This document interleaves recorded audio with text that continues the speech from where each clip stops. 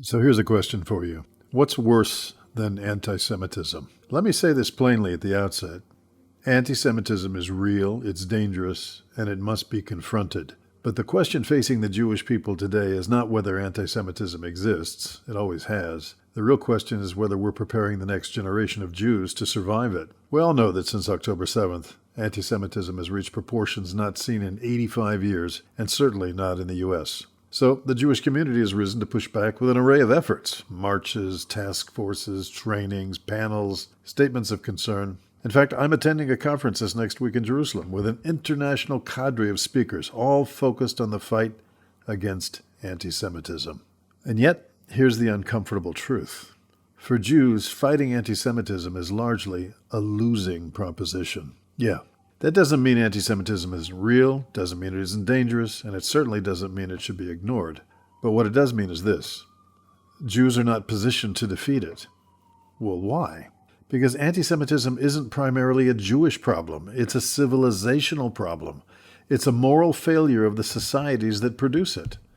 And historically, Jews don't defeat anti-Semitism by arguing with anti-Semites. They survive it or transcend it by outlasting it.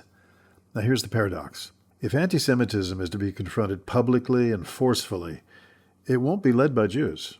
I think it'll be led by Christians of conscience, civic leaders, by people who are not suspected of self-interest the moment they open their mouths. When Jews say, "This is anti-Semitism," we're dismissed as biased. When non-Jews say it, well, suddenly it's a moral issue.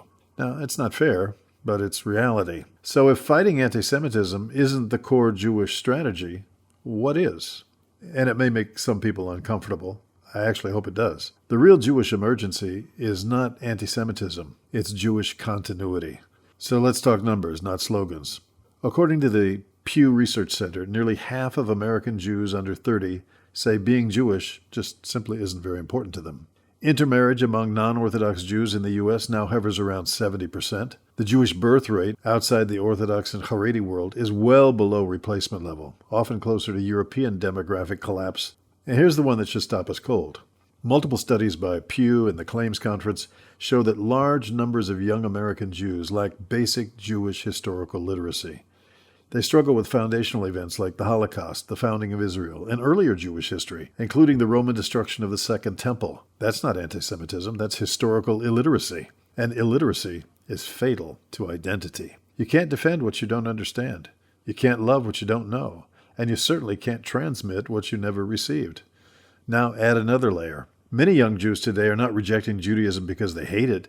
They're rejecting it because no one ever showed them why it mattered.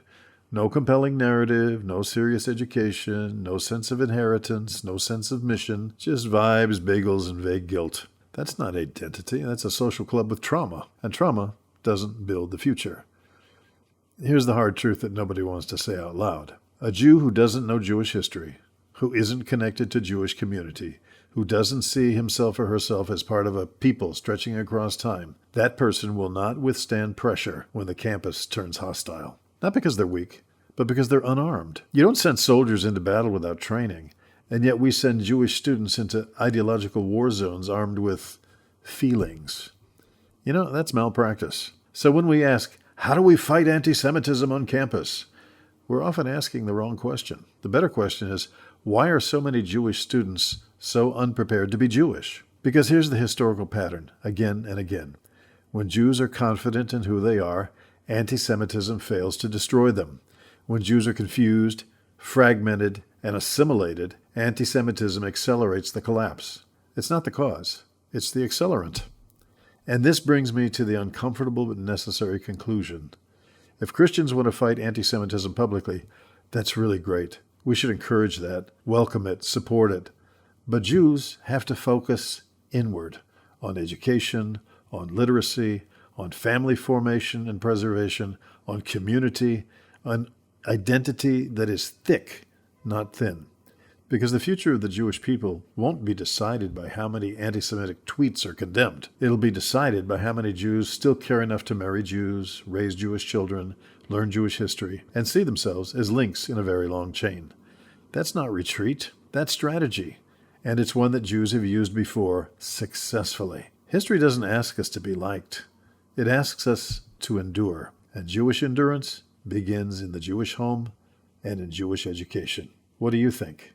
Let me know your thoughts.